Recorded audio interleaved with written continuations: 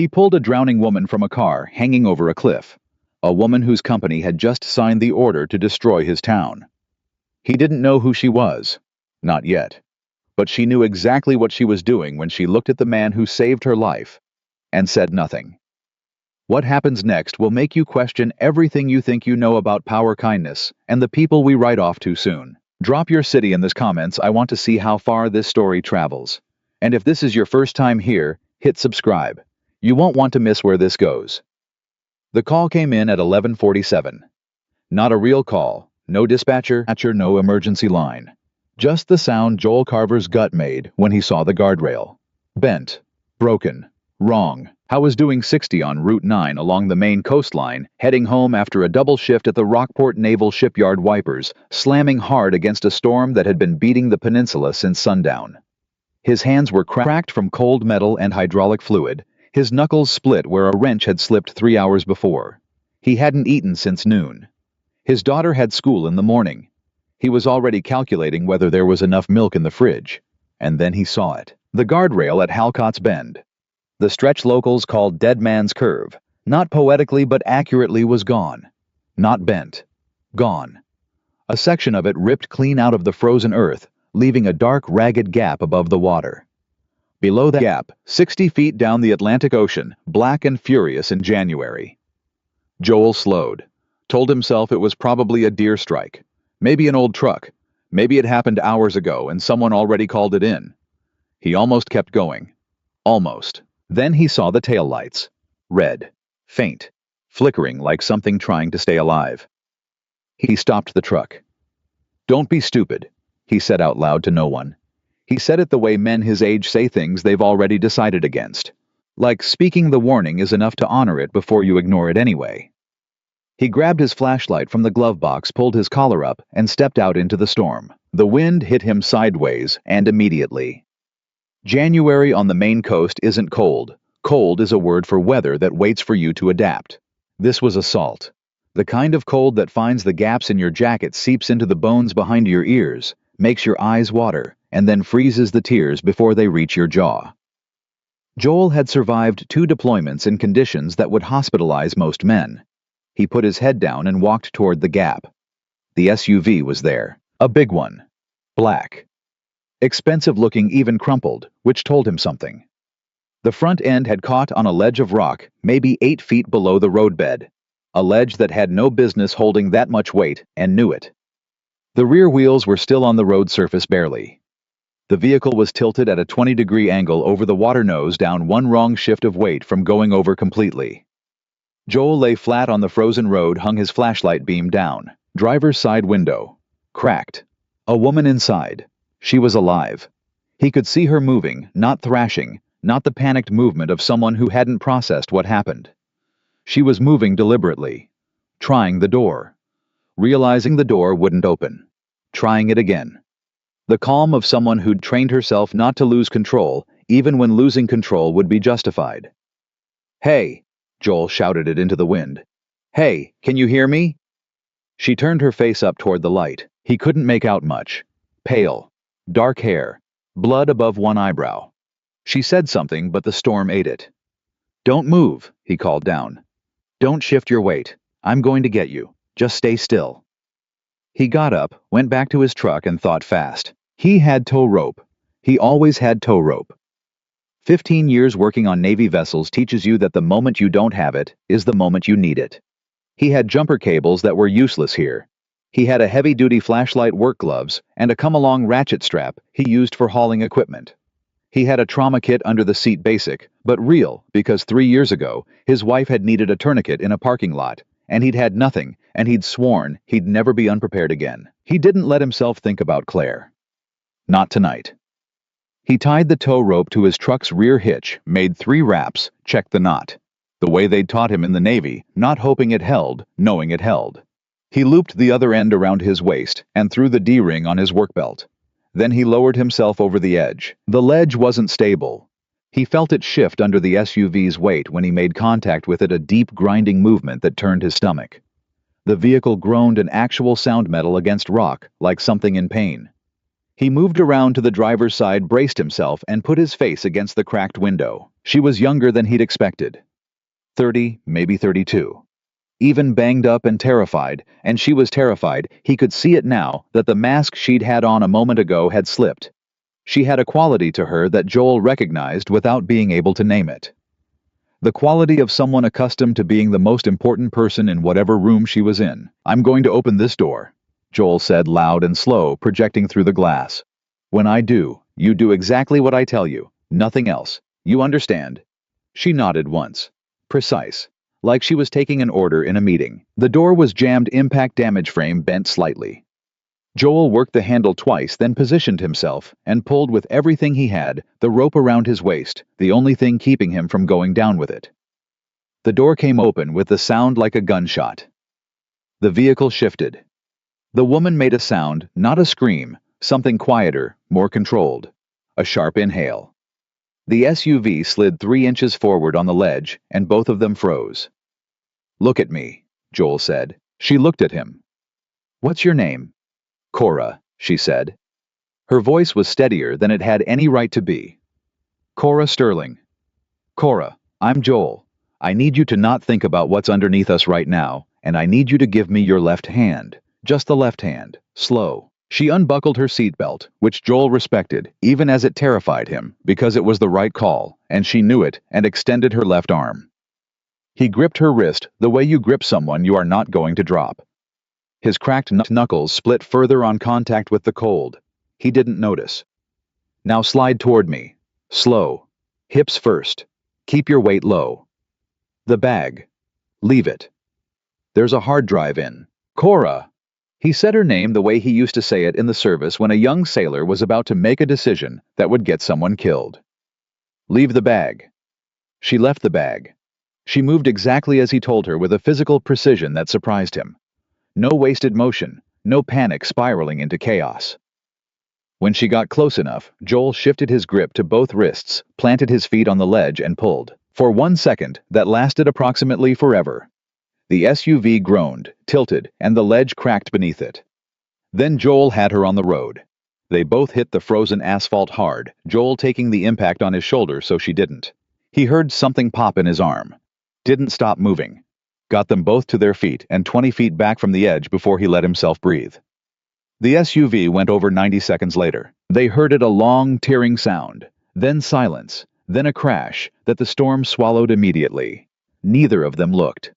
Joel had his hands on Cora's arms, checking her pupils.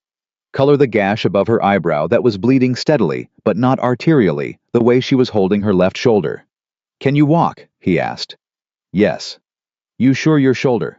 I said yes. Then a half beat later, "I'm sure, yes, thank you." She said it the way someone says thank you when they mean it, but aren't used to needing to. Joel got her into the truck. He cranked the heat past her, the trauma kit, watched her press gauze to her own forehead, with the matter-of-fact efficiency of someone who'd handled worse, or was doing an excellent job pretending she had. He pulled out his phone to call 911. No signal. He stared at the screen.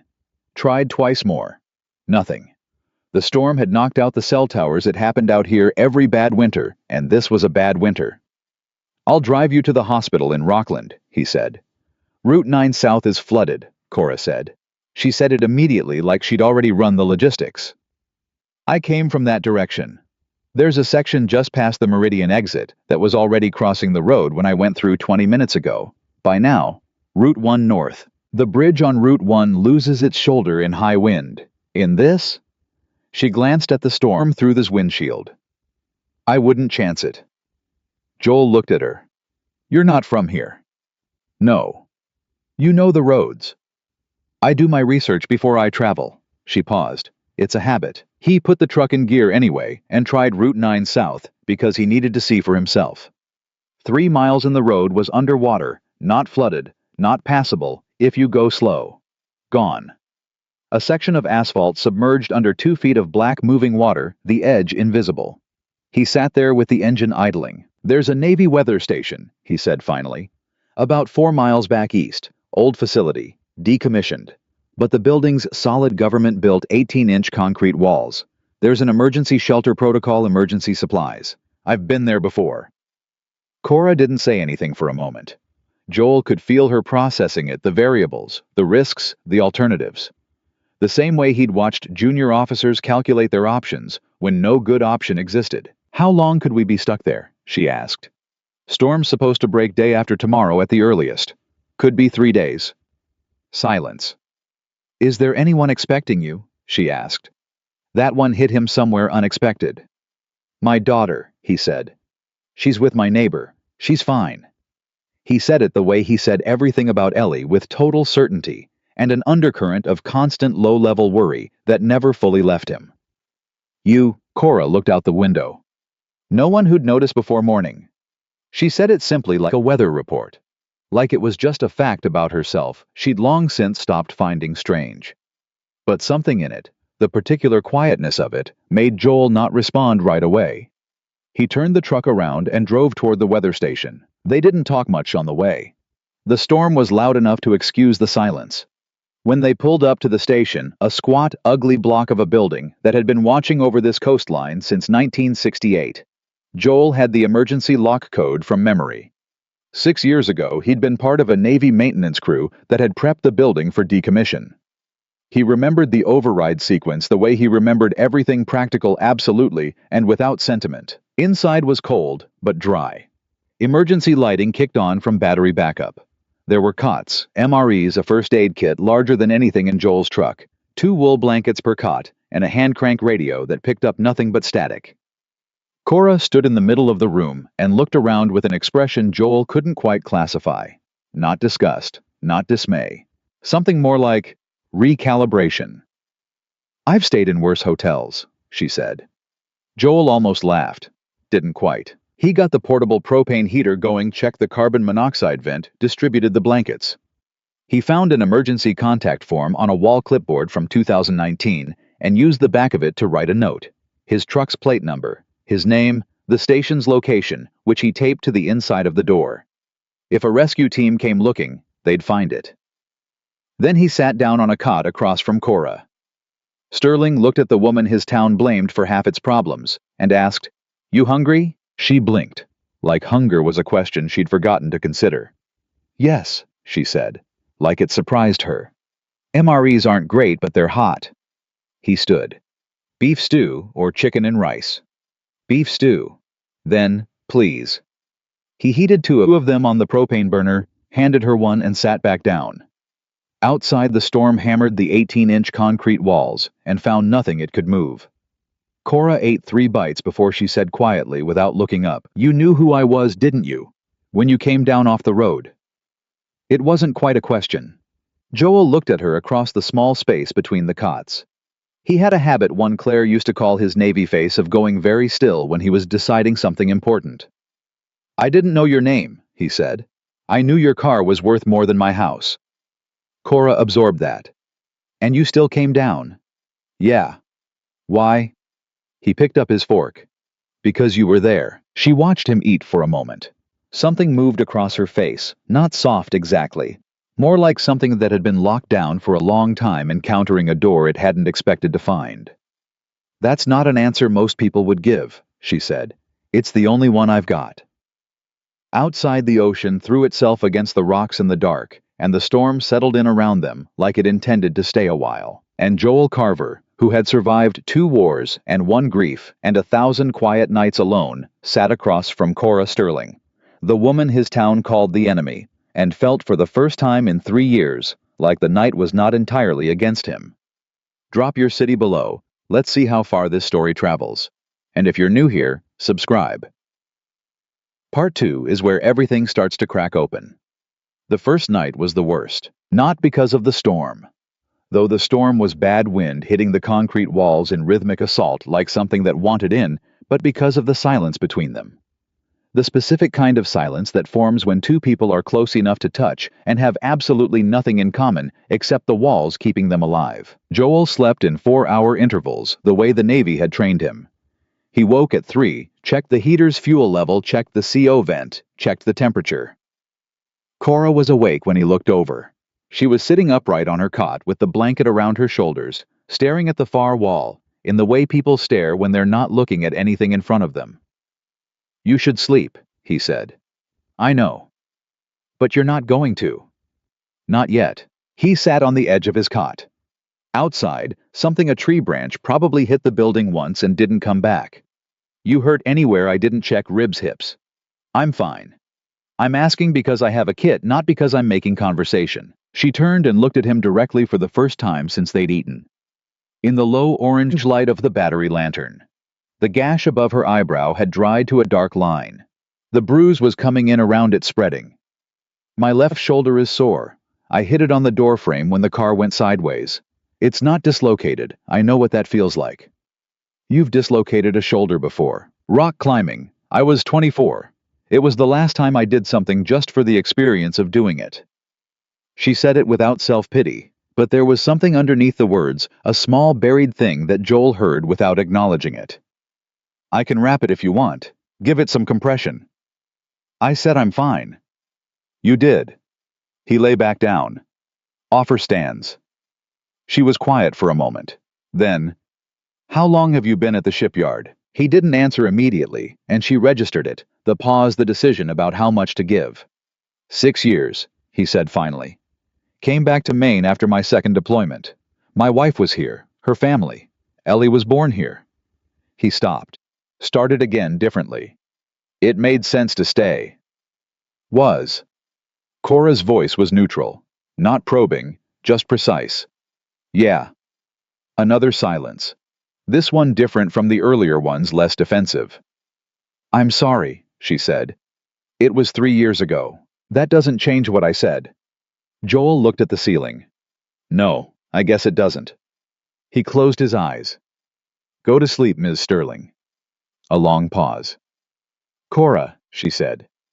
He opened one eye. You pulled me off a cliff. I think we're past formality. She lay down, pulling the blanket up. Go to sleep, Joel. He almost smiled. Almost. By the second morning, they had established a rhythm without discussing it. Joel handled the practical fuel levels, food inventory, water from the emergency supply. Cora, with nothing else to do, and apparently constitutionally incapable of idleness, found a maintenance log from 2017 and spent 2 hours reading it with the focused attention of someone reviewing a quarterly report. When Joel pointed out it was a record of HVAC repairs and weather gauge calibrations, she said, infrastructure tells you everything about how an organization thinks, and went back to reading. He started to say something dismissive and stopped himself. Because she wasn't wrong. By noon, the storm hadn't broken. The hand-crank radio found a weather broadcast through the static. The system had stalled offshore, moving slower than predicted. Earliest clearing now 72 hours. Joel called his neighbor Helen on the satellite emergency communicator he'd found in a locked cabinet, military grade, still functional, and got through on the third try. Ellie was fine. She'd cried when she woke up, and he wasn't there, Helen said, but had then eaten 2 bowls of cereal and was currently very interested in Helen's cat's feelings about the storm. He kept his voice level the whole call. When he clicked off, he set the communicator down on the table and pressed his palms flat against the surface and breathed. He didn't know Cora had been watching until she said, "How old? 7?" He straightened up. "She's fine." "You weren't worried about that." He looked at her. "What? You weren't worried she was in danger. You were worried she was scared." Cora tilted her head slightly. "There's a difference. Most people would lead with the safety question. You already knew she was safe. You'd left her with someone you trusted. What you needed to know was whether she cried." Joel stared at her.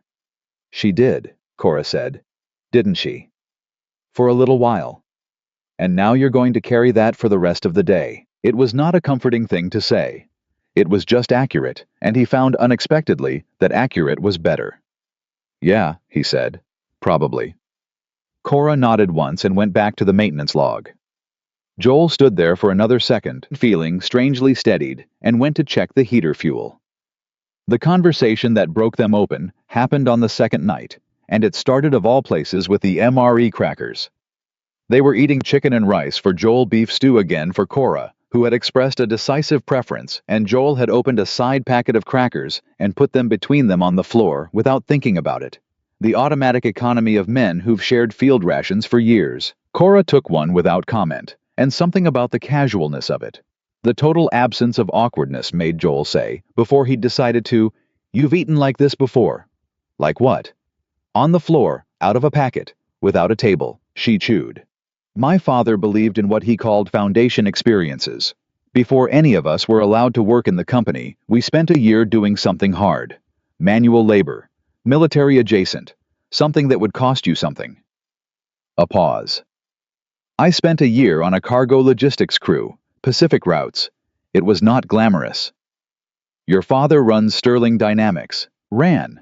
She corrected it the same way he'd corrected her about Claire. "Clean and immediate. He died 4 years ago. I took over at 27. She looked at the cracker in her hand. "The board expected me to fail within 18 months. How'd that go for them?" Something shifted in her expression, not quite a smile, but adjacent to one. "I tripled revenue in the first 3 years. Expanded the defense contract portfolio by 40%. Opened 2 new facilities." The almost smile faded. "They stopped predicting failure after that. They just started working around me instead." Joel looked at her. "What does that mean?" "It means that being competent as a woman in that position doesn't actually earn you authority. It earns you resentment dressed up as respect." She said it flatly, like something she'd processed long ago and had no interest in performing emotion about. "The board tolerates my results. They don't take my decisions." "Like what decisions?" She looked at him, held it a beat. "Then, there's a facilities review underway, for the Rockport shipyard." The temperature in the room didn't change, but something in Joel's chest dropped to floor. "I know," he said. His voice came out even. He'd had 6 years to practice keeping his voice even when it mattered. "The whole town knows. Sterling Dynamics is buying out the contract, restructuring. That's what the press release says. Is it wrong?" Cora set down her food. She seemed to be deciding something. "It's incomplete." "What does incomplete mean for the 300 families who depend on that yard?" She didn't flinch from it. "It means I've been in a 6-month fight with my own board over that facility. There are 2 proposals on the table. One closes the yard, moves the contract to a consolidated facility in Virginia. The other restructures in place, modernizes the operation, transitions some roles, but keeps the facility running and the majority of jobs intact. Which one does the board want?" "The Virginia option saves 12% more in overhead." "So the board wants to close it?" "Yes." "And what do you want?" The question sat there. Cora looked at him for a long moment, and Joel had the same sense he got sometimes with young enlisted men, who'd been told what they thought for so long, they'd forgotten they were allowed to have an opinion that she wasn't used to being asked. "What I want," she said, "is not a simple answer." "Try anyway." She folded her hands in her lap. A controlled gesture. "I've run the numbers 40 different ways. The Virginia consolidation is economically efficient. On paper, it is the correct decision." She paused. "But I've also read the workforce analysis. 61% of the Rockport Yard's employees are veterans or active reserve. 38% are sole income earners in their households. The economic disruption of closure wouldn't just cost jobs. It would accelerate the decline of an entire community that is already struggling." She stopped, started again. "And I am aware that I am telling this to a man who works at that facility. So you should know that I know what it sounds like when I say I'm trying to stop it." Joel set down his fork. "Are you?" he said. "Trying to stop it?" "Yes." "Why?" She looked at him like it was a strange question. "Because closing it is wrong." He studied her face, looking for the angle, the calculation, the thing behind the thing. Because in his experience, people who ran billion-dollar companies did not make decisions because something was wrong. They made decisions because something was profitable, or litigious, or bad for the brand. And then they built the moral language around it after. He didn't find it. The angle, the calculation. He found something that looked uncomfortably surprisingly like conviction. "The board is meeting in 3 weeks, Cora said. "I have a counter-proposal ready. I've been building the case for 6 months. Whether it passes depends on 3 votes I don't have yet. And if it doesn't pass, then I've failed." She said it simply. No performance. And 300 families pay the price for it. She picked her food back up. "That's what I think about. If it's useful for you to know that." Joel didn't say anything for a long time. Outside, the storm kept working on the walls and finding nothing it could break. "Why are you in Maine?" he said finally. "Right now, in a storm, on Route 9 at midnight." Cora looked at the floor. "I wanted to see it. The yard, the town, the harbor, the place." A pause. "Before the meeting, I wanted to walk around without anyone knowing who I was and just see what it actually was. Not the report, not the workforce analysis, not the economic impact study." She looked up at him. "The actual place." Joel absorbed that for a long moment. "Did you get to see it?" he said. "I got as far as the harbor road before the storm hit."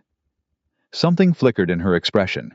Maybe frustration, maybe something less defined. "So, no." He sat with that, and then without planning to, he started talking. He talked about the yard. The way you talk about a place when it's not an economic unit to you, but a location where your life happened. He told her about the first winter he'd worked there when he'd shown up not knowing anyone, and an old machinist named Dale had handed him coffee without being asked, and spent the lunch hour explaining every personality in the break room like he was briefing a new arrival on foreign territory. He told her about the time a Navy vessel came in with an engine fault that none of the younger mechanics could trace, and he'd found it in 40 minutes, and the look on the crew's faces, that look that military people give when they realize you speak the same language. He told her about Ellie's first day of school, when he'd dropped her off and driven to the yard because he needed somewhere to put the adrenaline of her growing up, and how Dale had taken one look at him and said, "First day," and he'd said, "Yeah," and Dale had said, "She'll be fine. You're the one who won't be," and poured him coffee again. Joel didn't tell stories as a rule. He didn't know why he was telling this one. Cora listened the way very few people listened completely. Not waiting for her turn. Not filing it under a category. Just taking it in with the same attention she'd given the maintenance log, the same attention she'd given the satellite communicator when he'd called Helen. Like she understood that what he was saying was data of a kind she didn't have and needed. "Dale's on the layoff short list," Joel said when he'd run out of story. "If the yard restructures, he's 63. He won't find another position." Cora said nothing. "I'm not telling you that to pressure you. I know you're not. I'm telling you because you said you wanted to see the actual place." He looked at her steadily. "That's part of it." She held his gaze. "I know." Her voice had gone quiet, not soft, but stripped of the professional register she'd been carrying. Underneath it was something that sounded like the voice of someone sitting with something they couldn't solve yet. "I know." They didn't talk much after that. Not because they'd run out of things to say. Joel had the strange sense they were barely started, but because some conversations need room around them to settle. He woke at 3 again, ran his checks. Fuel good. Vents clear. Temperature holding. Cora was asleep this time, lying on her side, one hand tucked under her cheek, the careful composure of the waking hours completely gone. She looked younger. She looked, Joel thought, like someone who had been running hard for a very long time and had temporarily forgotten to. He stood there for 1 second longer than was strictly necessary. Then he went back to his cot and closed his eyes, and lay there thinking about how a man could spend 6 years being angry at a company and then spend 2 days in a concrete box with the woman who ran it and find that none of the anger had the same shape anymore. It wasn't gone. He didn't trust her fully, that would be stupid, and Joel was not a stupid man. 3 weeks stood between the boardroom and Dale's retirement. Words in an emergency shelter were not votes. But she'd left the bag. He kept coming back to that. When the car was going over and every second counted, and he'd told her to leave the bag with the hard drive in it, she'd argued for exactly 1 sentence and then left it. No second negotiation. She'd made the calculation instantly. The hard drive was valuable. Her life was more valuable. The man telling her to leave it knew what he was talking about. She trusted his judgment when it counted. He didn't know what to do with that yet. Outside, the storm was finally, maybe possibly, beginning to sound like something with an end. Joel Carver stared at the ceiling of the old weather station in the dark and tried to remember the last time a day had rearranged his understanding of something he'd been certain about. He couldn't. That he thought might mean something. He just didn't know what yet. The storm broke on the morning of the 3rd day, not gently. Storms on the Maine coast don't apologize. They simply stop the way an argument stops when one person walks out of the room. 1 hour the wind was still working the walls, and the next it was quiet enough that Joel could hear the propane heater's small blue flame. Cora was already awake when he opened his eyes. She was standing near the door coat on, looking at the communicator in her hand. Her posture was back, the boardroom posture, the CEO posture, and Joel noticed it the way you notice a window closing. The last 2 days had peeled something back. This morning it was back in place, not entirely, but enough. "Roads should be passable by noon," he said. "I know, I got a weather update 20 minutes ago." She turned. The bruise above her eyebrow had gone deep purple overnight yellow at the edges. She'd done nothing to cover it. "There's a town car meeting me at the Meridian Junction. 2 hours. I can drive you." "You don't have to do that." "I know I don't." She looked at him for a moment. Then, "Thank you." Yes. They broke down the shelter the way they'd run it efficiently without discussion, each taking a section without being assigned. Joel logged the supply usage on the maintenance clipboard and left it where he'd found it. Cora folded both blankets and stacked them squarely on the cots. Small things. But Joel noticed that she did them, that she didn't wait for him to handle it, didn't treat the space like a hotel she was checking out of. She left it ready for the next person who needed it. I didn't say anything about it, but he noticed. The drive out was slow ice over everything, the road surfaces treacherous in the way that looks safe until you're already sliding. Joel drove with both hands and didn't push it. Cora sat in the passenger seat with her phone active, working through what looked like 4 days of accumulated messages, her expression shifting through small, precise changes as she read. A tightening of the jaw. A breath held and released. "Bad," he said, eyes on the road. "Manageable." A pause. "The board moved the facilities meeting up, 2 weeks now instead of 3. Joel absorbed that. "Why?" "Because someone leaked that I was in Maine." Her voice was even but tight at the edges. "And they want to move before I can finish building my case." He glanced at her. "Can they do that? They can call the meeting. They can't force the vote, there are procedural requirements. But they can create enough pressure that—" She stopped, set the phone face down on her knee. "Yes, they can probably do it." Joel turned his eyes back to the ice. 2 weeks, he said. 2 weeks. I didn't say anything else. There was nothing useful to say, and he'd learned in the military that speaking into a problem you can't solve doesn't actually help the person sitting in it. So he drove, and Cora sat with her phone face down, and the frozen Maine coastline moved past them without comment. At the Meridian Junction, a black town car was waiting exactly where she'd said it would be. The driver got out, young, efficient, clearly relieved to see her, and Joel pulled up alongside and stopped. Cora didn't get out immediately. She sat for a moment, looking at the windshield. Then she turned and looked at Joel, the way she'd looked at the maintenance log at the hand crank radio at Dale's name when he'd said it, like she was taking an inventory of something she didn't want to lose track of. "If the vote goes wrong," she said, "it won't be for lack of trying." "I know." He meant it. "I need you to know that's not—" She stopped, tried again. "I'm aware of what it sounds like. A woman from a company that's threatening your livelihood telling you she's on your side. I understand how that lands." "It lands like the truth," Joel said. "I'm not always wrong about people." Something in her face shifted. Not the composure that stayed. But underneath it, something that had been braced for a different answer released slightly. "I'll be in touch," she said. "You don't have my number." She held up her phone. "I got it from the emergency communicator log this morning." He stared at her. "I do my research," she said, and got out of the truck. He watched the town car pull away until it disappeared around the curve. Then he sat there in the quiet for a moment, just sat, hands still on the wheel, the heater running, the road empty in both directions. Then he drove home to his daughter. Ellie hit him at the front door, with the full-body momentum of a 7-year-old who'd been waiting 3 days to deploy it, and Joel caught her and held on longer than usual and said into her hair that he was fine. Everything was fine. He was home. She smelled like Helen's house, like cinnamon and old wood, and he stood in the doorway with the cold air at his back and his daughter in his arms, and felt for a moment like the world had the right proportions again. Helen gave him coffee and did not ask too many questions, which was why he trusted Helen. Life resumed.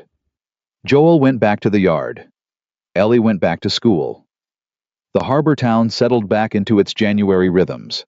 The same tired negotiations between survival and weather that had been running in these communities for 200 years. But something had shifted in Joel in a way he couldn't articulate and wasn't sure he wanted to examine too closely. He found himself reading the news differently, following the Sterling Dynamics coverage with attention he hadn't had before. Looking for the story inside the story. He found it on a Tuesday afternoon, 8 days after the storm. Howe was on a break at the yard, phone in hand, when he pulled up a business news article about the Sterling Dynamics board restructuring. Standard corporate coverage. The kind of article Joel would normally have skimmed for the local employment implications and closed.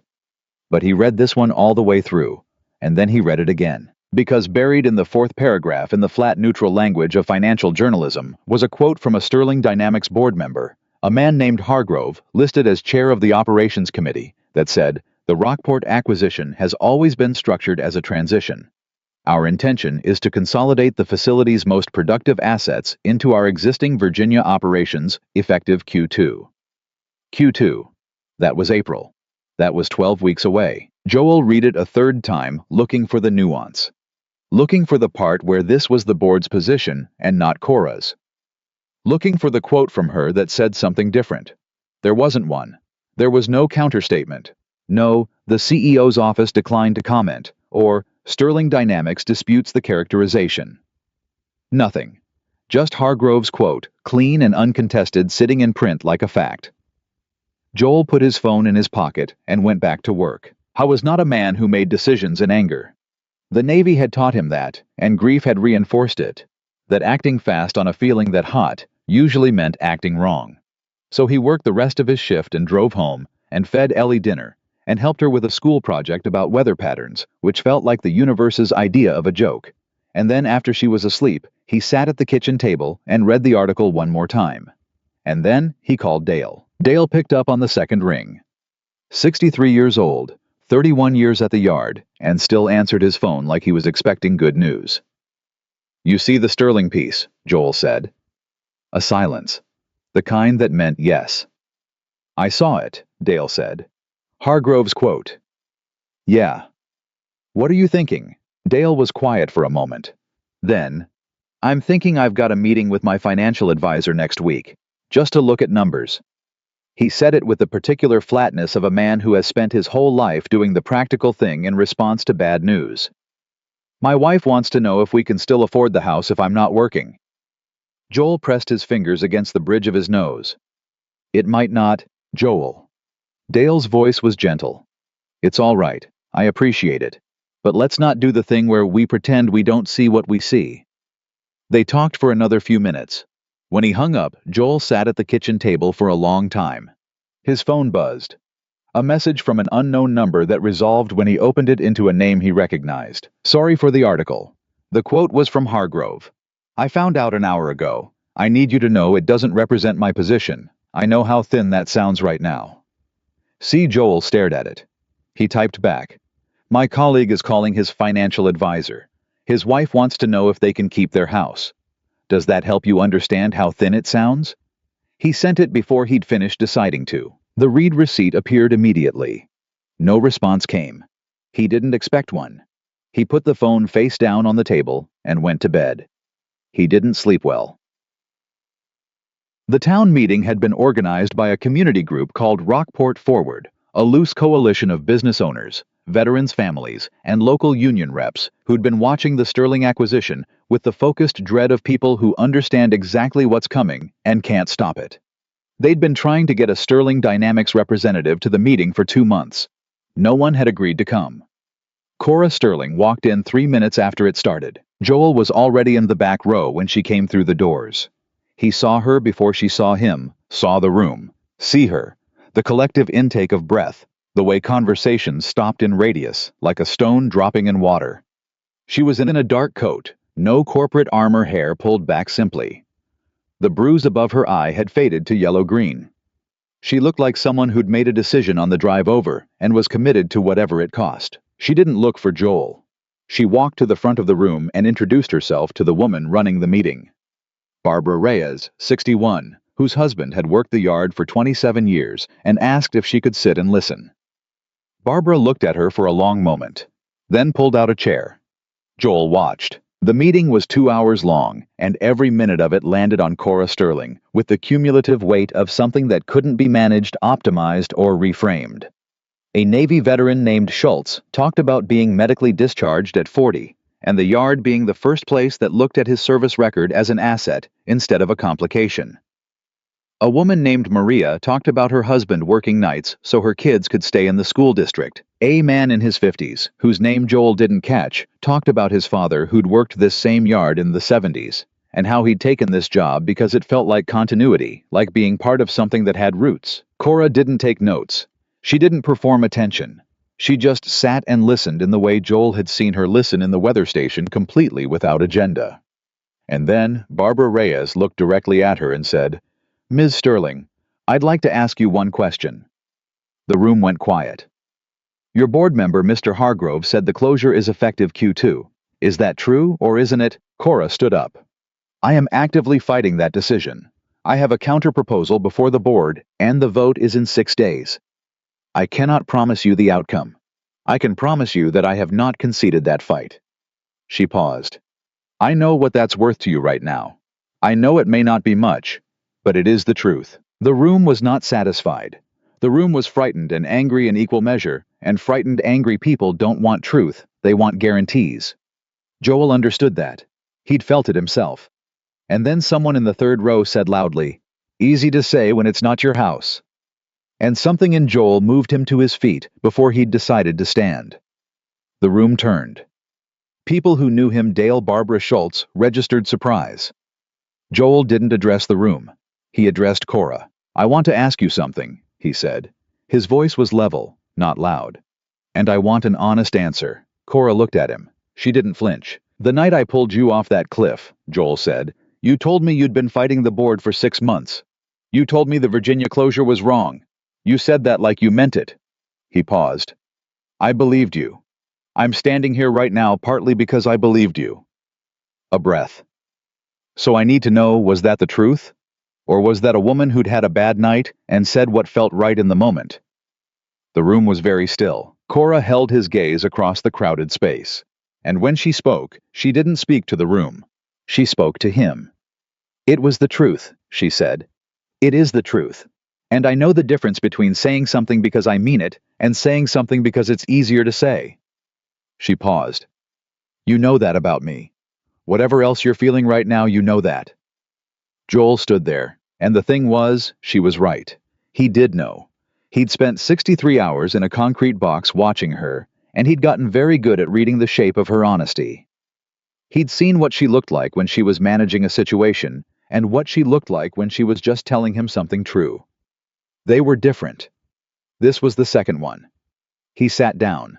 The room exhaled. Cora sat back down too, and the meeting continued, and Joel spent the rest of it staring at the water stain on the ceiling and trying to sort out what he was going to do with the fact that he was angry at her and believed her at the same time. Because both things were true. She hadn't lied to him. And Dale was still calling his financial advisor. And the vote was in 6 days, and she might lose it. And 300 families were sitting in the space between those two facts. After the meeting, Joel walked to his truck without stopping to talk.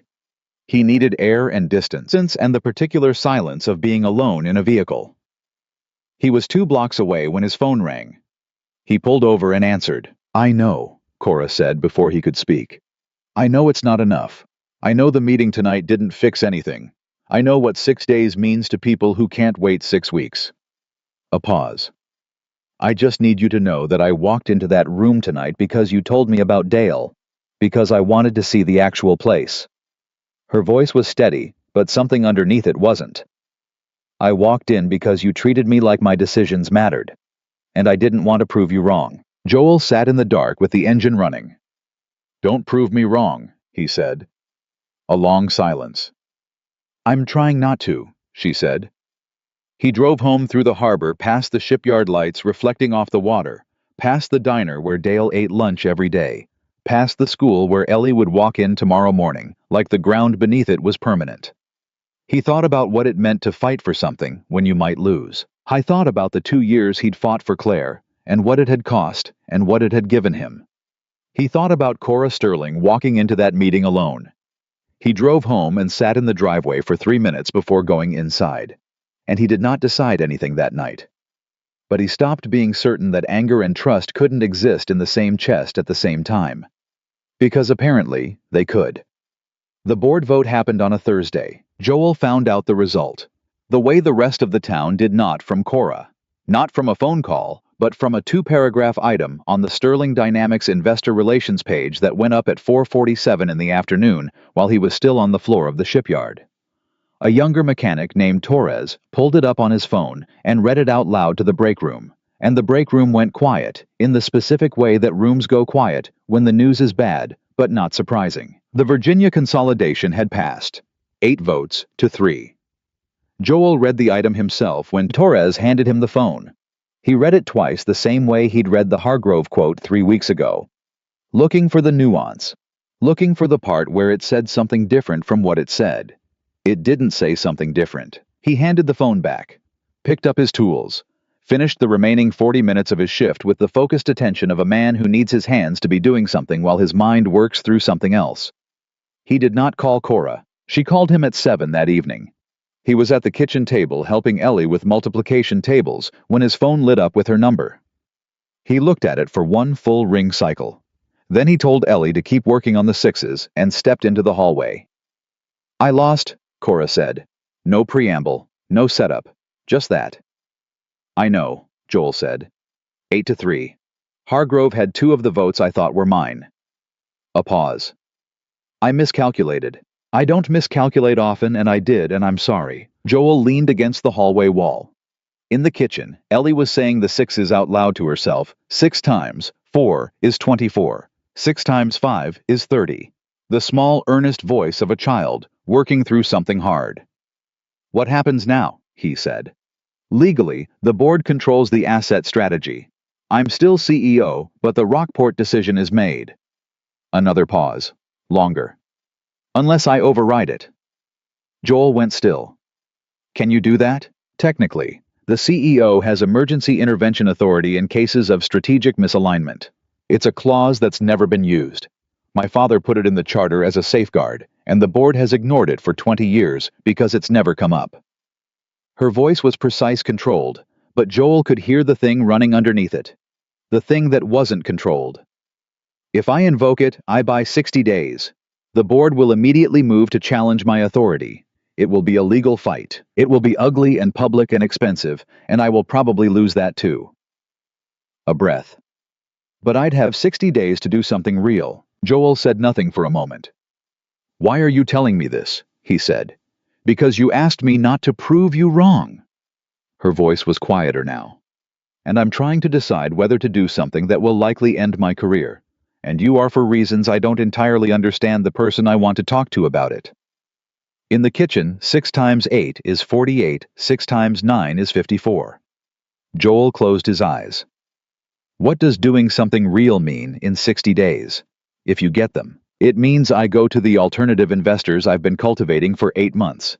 Private equity groups that are interested in defense manufacturing with a veteran workforce angle. There's a federal incentive structure that makes it genuinely profitable if it's structured right. I've been building the case. I have the numbers. I just don't have the time or the authority yet." Is it real, the profitability? It's real. It's not as clean as the Virginia option. Nothing is as clean as closing something and moving it. But it's real, and it's sustainable, and it keeps the yard running. A pause. "I need 60 days, and I need to still be CEO long enough to close the deal." Joel opened his eyes. "Then do it," he said. Silence on the other end. "It'll cost me everything I've built," she said. Not as objection. More like she needed to say it out loud to someone who would hear it accurately. "I know," Joel said. "Do it anyway." Another silence. Longer. Then, "Okay." She hung up. Joel stood in the hallway for a moment, then went back to the kitchen, sat down across from Ellie and said, "Where were we?" 6 times 9, Ellie said. "I keep getting it wrong." 54, Joel said. "And you'll get it wrong every time until you don't. That's how it works." Cora invoked the emergency authority clause on a Friday morning. By Friday afternoon, the story was on 3 national business news outlets. By Friday evening, it was everywhere. The headline that ran most consistently was some variation of Sterling Dynamics, CEO defies board in stunning reversal on defense contract closure. The coverage was not kind to Cora. In the financial press, words like erratic and emotionally driven appeared with the specific frequency that Joel recognized as coordinated, the way coordinated things always looked slightly too uniform to be organic. Hargrove gave a statement calling her decision a breach of fiduciary responsibility and a troubling departure from the data-driven leadership Sterling Dynamics requires. Cora's statement was 4 sentences long. It said, the Rockport Naval Shipyard employs 312 people, 61% of whom are veterans or active reserve members. The board's decision to consolidate in Virginia would eliminate the majority of these positions. I have invoked my authority under the corporate charter to pursue an alternative that preserves these jobs and remains economically viable. I will present that alternative within 60 days. 4 sentences. No corporate language. No spin. Joel read it standing at his truck in the shipyard parking lot at the end of his shift, and something in his chest did a complicated thing he didn't have a clean word for. He texted her, "Good statement." She wrote back 40 minutes later, "It's going to get worse before it gets better." He wrote, "Yeah, usually does." She sent back nothing, which he'd learned by now meant she was working. It did get worse. The board filed a legal challenge within 72 hours, moving to have the emergency authority clause declared invalid on a technical procedural ground. Hargrove began a quiet campaign with institutional shareholders. 2 board members who'd voted with Cora in the minority suddenly went silent, which in corporate politics meant they were being pressured. The town watched all of it with the specific exhausted attention of people who've been the subject of other people's decisions too many times. And then the crane came down. It happened on a Wednesday morning, second week of February, 6 degrees above zero. The old harbor crane, a piece of equipment that had been flagged for structural inspection twice in the last year, and cleared both times by assessors who Joel had privately believed were optimistic, was in operation on the northern dock when the main support arm gave. Not a gradual failure. Sudden. The kind of structural failure that happens when metal fatigue reaches its limit, and the limit arrives without warning. 2 workers were on the dock beneath it. A rigger named Pete Saunders, 58, 20 years at the yard. And a younger man named Kevin Cho, 26, 8 months in, still in his probationary period. The arm didn't fall on them directly. If it had, the outcome would have been different. It came down at an angle and hit the dock surface hard enough to buckle the planking, and a section of dock gave way, and Pete went through it into the water below, and Kevin was pinned under a collapsed section of the support structure, not crushed but trapped, unable to move. Joel was 40 yards away when it happened. He was running before the sound finished. The water between the dock pilings in February is 31 degrees. Pete Saunders had maybe 4 minutes before hypothermia made him unable to keep himself afloat. Joel hit the dock edge, assessed the angle, and went in without pausing. The cold was absolute. It didn't feel cold. It felt like pressure, like the water was pushing inward from every direction simultaneously. Joel found Pete in 10 seconds. The man was conscious, sputtering, fighting the instinct to panic that the cold activates in the human body, and got an arm around him, got his head up, and looked for the fastest extraction point. There was a maintenance ladder 12 feet down the dock wall. 12 feet was a long way in 31-degree water, towing a man who outweighed him by 30 pounds. Joel made it in one sustained effort that he would not remember clearly afterward. Just the burn of it. The way his arms stopped feeling like his arms and became something he was operating through willpower rather than sensation. He got Pete to the ladder. Pete got a hand on a rung and held. Joel climbed out first, then reached back and hauled Pete up after him with both hands, and they both hit the dock surface on their knees, gasping. Joel was back on his feet in 8 seconds. Kevin was still trapped. It took 4 men, Joel Torres, a veteran rigger named Smitty, and Dale, who showed up from somewhere and did not let his 63 years be relevant, 20 minutes to safely lift and brace the collapsed support section, enough to extract Kevin. The kid had a broken collarbone and a deep laceration on his left thigh that bled significantly and required the yard's emergency kit, and Joel's hands applying direct pressure for 11 minutes until the paramedics arrived. Kevin held Joel's eye the whole time. "You're okay," Joel told him probably 15 times. "You're okay. Hey, stay with me. Look at me." "I'm looking. Kevin said each time, pale and shaking and looking. When the ambulance pulled away, Joel was standing on the dock in wet clothes in 6-degree air, which was a situation that would have consequences later, but he wasn't thinking about that. He was watching Pete Saunders get loaded into a second ambulance-stable hypothermic Lucky and feeling the adrenaline begin its long recession. He turned around. Cora was there. She was standing at the edge of the dock access, still in her car coat, and she had clearly arrived recently because she was still holding her phone in one hand, and her expression had the look of someone who had driven very fast from somewhere else. Her eyes went to Joel, to his soaked clothes, the blood on his hands from Kevin's wound, the way he was holding himself with the deliberate steadiness of someone managing cold and adrenaline simultaneously. She walked to him. "Are they alive?" she said. "Both of them. Pete's hypothermic. Kevin's got a broken collarbone and a laceration. They're both going to be fine." He paused. "Probably." Cora looked at him for a long moment. "You went in the water." "Pete was in the water. Joel, it's 6 degrees. I'm aware." She looked at his hands. At the blood. At the way he was visibly, if subtly, beginning to shake from the cold that his body had been too busy to register until now. She reached into her car coat pocket and produced, of all things, a wool scarf and held it out. He stared at it. "Take it," she said. He took it, wrapped it around his neck, which didn't solve the problem of being soaked in February, but was something. "You need to get inside," she said. "I need to talk to OSHA. The crane's been flagged twice. I have documentation. If we don't, Joel." She put her hand on his arm. Not gentle, not maternal, firm. The way you stop someone who is running on operational momentum past the point where their body can sustain it. "I have a team here. I invoked emergency authority over this facility 14 days ago, which means I have operational jurisdiction.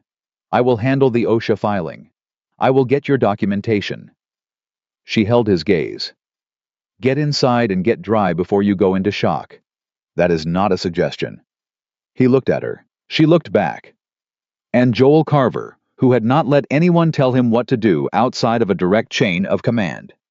In 6 years, decided for the second time since he'd known Cora Sterling to trust her judgment. "Fine," he said. "Thank you." He started toward the yard building. Stopped. Turned back. "The crane had 2 flagged inspections," he said. 2022 and 2023. Both cleared by a company called Meridian Structural. You should look at who owns Meridian. Cora already had her phone up. "I'm looking." He went inside. How was dry and in borrowed yard clothes. Hands wrapped around a cup of coffee in the break room when Cora came through the door 40 minutes later. She sat down across from him without preamble. "Meridian Structural is a subsidiary," she said, "of a holding company with board connections I won't detail right now, but that I intend to detail very thoroughly in the next 72 hours. Her jaw was set. This was negligence, and it was allowed because the people who should have caught it had financial reasons not to look too hard. Joel said nothing. "Pete Saunders," Cora said. "Kevin Cho. Tell me about them." Joel looked up from his coffee. "Tell me about them," she said again. Not as an executive gathering data, as a person asking, so he did. He told her Pete had a daughter at the University of Maine, who he paid for by working overtime. He told her Kevin had taken this job because his father had served at this yard before him, and he'd wanted to be part of something with a lineage. He told her about the first time Kevin had helped him diagnose an engine fault, the way the kid's face had lit up when he found it, that specific joy of figuring something out with your hands. Cora listened. When he finished, she said, "I'm going to fund their medical costs entirely, not through insurance directly, so there's no delay and no fight." She paused. "And I'm going to be at the hospital tonight, not as Sterling Dynamics CEO, just as someone who was here today and wants to know they're okay." Joel looked at her. He'd seen her in a crumpled car over 60 feet of ocean. He'd seen her eat MREs on a concrete floor and read a maintenance log like it contained secrets. He'd seen her walk into a hostile town meeting alone and take 2 hours of fear and anger without flinching. He'd seen her invoke a legal authority that might end her career to buy 60 days for people she'd never met. And now he was watching her say she was going to the hospital tonight, just as someone who was there. Not a CEO making a strategic empathy gesture. Not a woman managing a PR crisis. Someone who had sat in a break room and heard about Kevin's face when he figured something out with his hands and could not now pretend that person was a line item. "You've changed," Joel said. Cora looked at him. "Have I? From the woman on that cliff? Yeah," she considered that.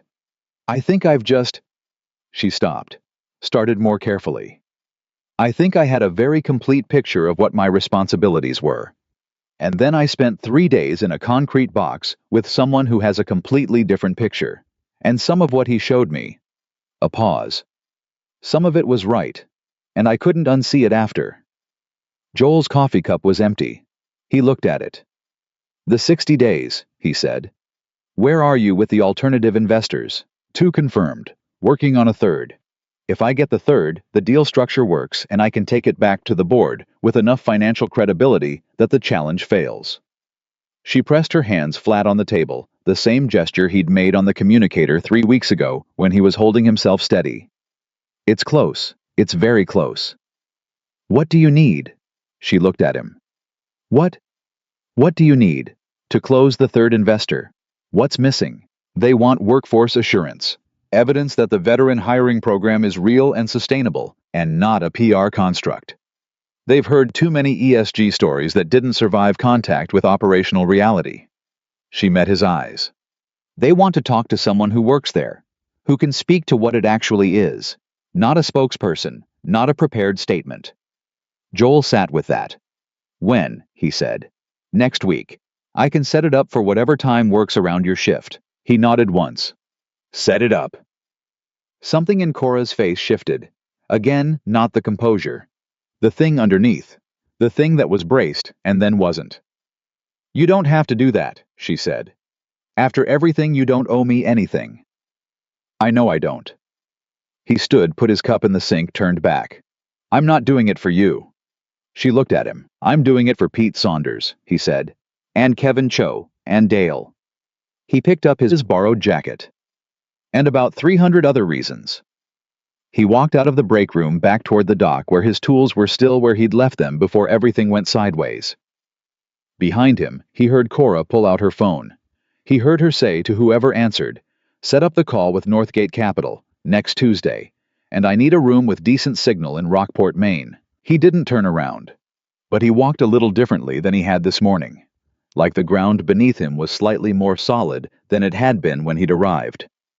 The call with Northgate Capital happened on a Tuesday afternoon in the back office of a hardware store on Main Street, the only room in Rockport with reliable Wi-Fi and enough quiet that Joel wouldn't have to shout over machinery. Cora had set it up.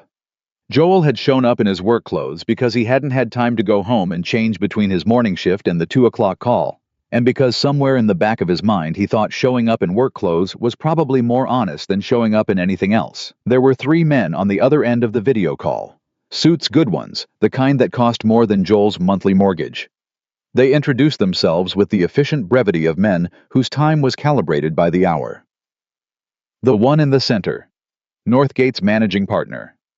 A man named Garrett looked at Joel for a moment before saying anything, the way people look when they're deciding whether someone is what they were told they were. "Mr. Carver," Garrett said, "Ms. Sterling tells us you've been at the Rockport yard for 6 years. "That's right. And you served before that." 2 deployments, Navy mechanical, 8 years total. Garrett nodded. "We've seen the workforce analysis. 61% veterans or reserve. We want to understand what that actually means on the ground, not the number, what it means." Joel looked at the screen. He thought about what Cora had said, that they'd heard too many ESG stories that didn't survive contact with operational reality. He thought about Dale. He thought about Kevin Cho's face on that dock, pale and steady, saying, "I'm looking," every time Joel told him to look. He didn't prepare a speech, he just told them the truth. He told them what it meant to hire a man who'd spent 8 years following orders, in conditions that would break most people, and give him a job where his discipline and his precision and his ability to stay calm under pressure was an asset instead of an awkwardness. He told them about the culture that builds when a workforce is substantially made up of people who've already proven they can be trusted with something that matters. He told them about the informal mentoring. The way veterans at the yard didn't have to be asked to bring younger workers along because that was just how they'd been trained to operate. You didn't leave people behind.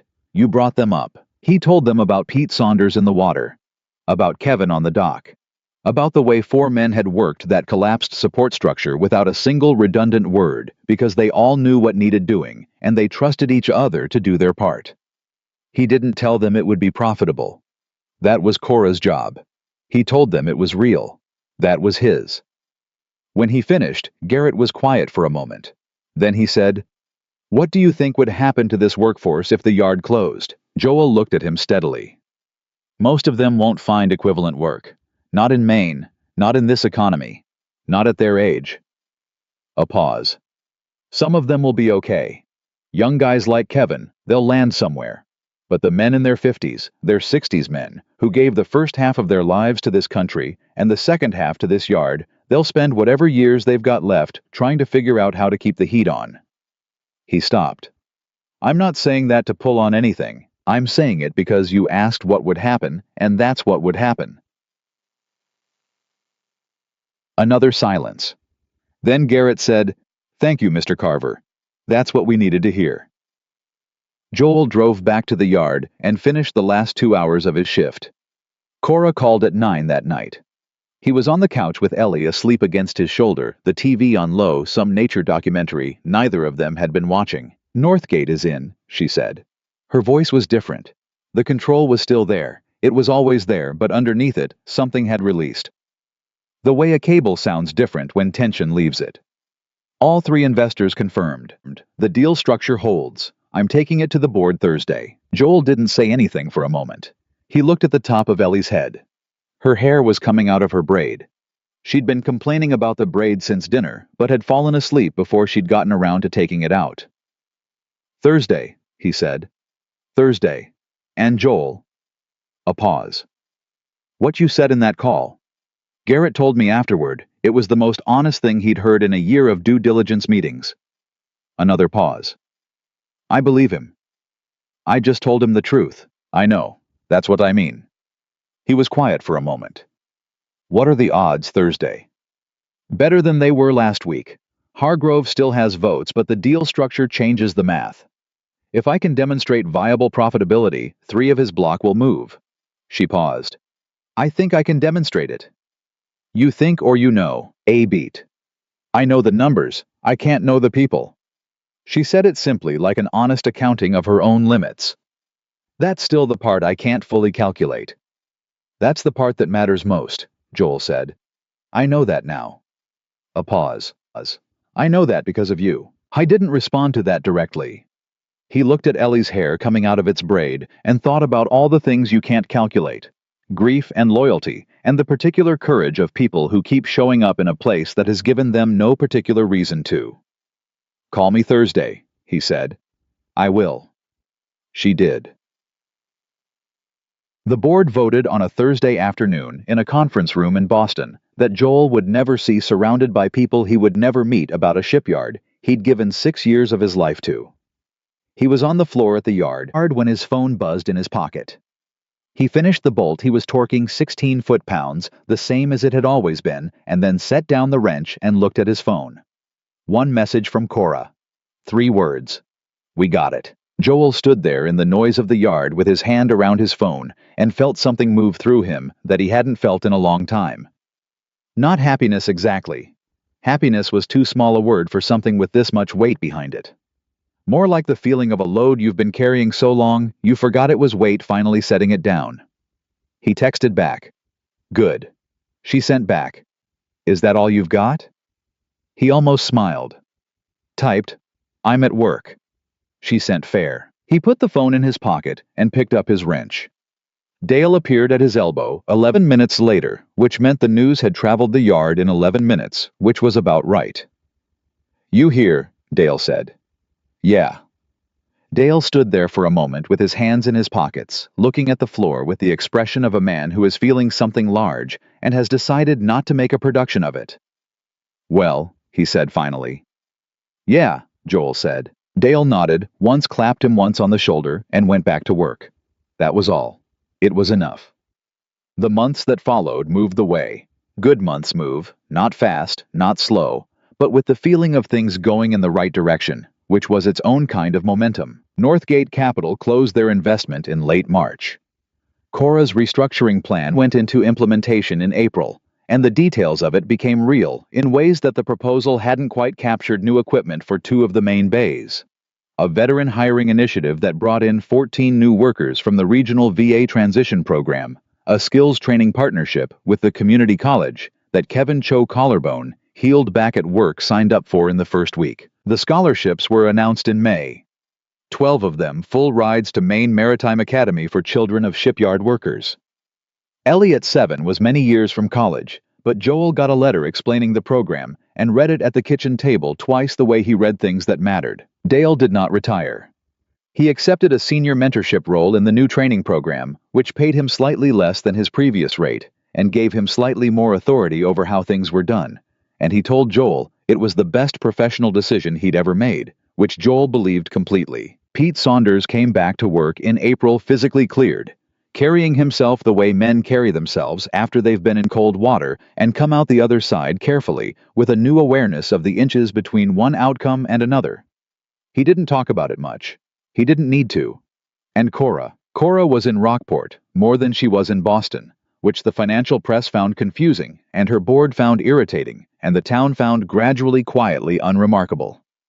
She'd kept the 3-room apartment she'd rented above the harbor bookshop during the 60-day fight, and she kept it after, and she was in it often enough that Mrs. Pelletier from the bookshop learned how she took her coffee and had it ready when she heard footsteps on the stairs above. She came to the yard. Not with a clipboard, not with an assessment team. She came the way Joel had described coming to the yard himself on the days when he needed somewhere to put his energy. She walked the floor and asked questions and listened to the answers. She learned the difference between the work the new equipment changed and the work that would always be done by hand and judgment. She asked Dale once about the HVAC system in the main bay and spent 40 minutes hearing about it, and Joel, watching from across the floor, thought she gave the maintenance log the same attention. The board remained difficult. Hargrove did not concede gracefully. He filed 2 procedural challenges in April that went nowhere, and a shareholder resolution in May that failed by a narrow margin. Cora handled each one with the flat, precise efficiency of someone who'd been underestimated professionally for long enough that she'd built her whole strategy around it. She didn't talk to Joel about the board fights much. When he asked once how she was holding up, she said, "I've had worse weeks," and then told him about a cargo route in the Pacific in the year before she'd taken over Sterling Dynamics, when the ship's refrigeration system failed 3 days out, and the crew had to reorganize the entire manifest to save the cargo, and how she'd learned that the most useful thing in a crisis was not to have a better plan, but to be the person who didn't panic while everyone else was figuring out theirs. Joel had listened to that and thought about the night on the cliff, and how still she'd been in the tilting car, and how she'd said Cora when he'd called her Ms. Sterling, like getting the name right mattered even then. He thought about it, but he didn't say it. Some things you hold for a while before you give them words. The school event was a spring concert, second week of June, the kind of all-grades affair that ran 40 minutes long and involved 17 children in handmade costumes, representing the water cycle, which Joel attended because Ellie was playing a cloud and had strong feelings about the integrity of her costume. Cora came because Ellie had asked her to. That was the whole reason. Ellie had seen her at the yard 2 weeks earlier. Cora had been there for an equipment walkthrough, and Ellie had come with Joel for the last hour after school. And Ellie, with the direct social confidence of a 7-year-old who had not yet learned that adults sometimes needed to be approached carefully, had simply said, "My concert is on the 14th. You should come." And Cora, who had several meetings on the 14th, had said, "I'll be there," before she'd fully processed it. She was there. Second row in from the left, still in the coat she'd driven up from Boston in. Joel sat beside her. They watched 17 children perform the water cycle with varying degrees of commitment to their roles. Ellie among them taking the cloud position with complete seriousness, and Joel kept his eyes front, but was aware in the particular way he'd become aware of things in the last several months of Cora beside him, the way she was present, the way she watched Ellie with the focused attention she gave everything that deserved it. During the applause at the end, Ellie spotted them from the stage and lit up with the specific incandescence of a child who has confirmed that the people she wanted present are present. She made her way through the crowd after still in the cloud costume, white fabric trailing, and arrived in front of them, slightly out of breath. Did you see the part where I moved my arms? She demanded of both of them equally. I saw it, Joel said. Very realistic cloud behavior. It's called convection, Ellie said with authority. My teacher taught us. She's right, Cora said. That's exactly what it's called.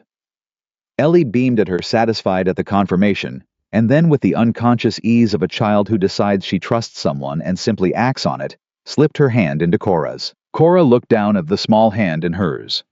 Something crossed her face. Not the composure, not the thing underneath it. Something below all of that. Something that had been waiting a long time to be reached.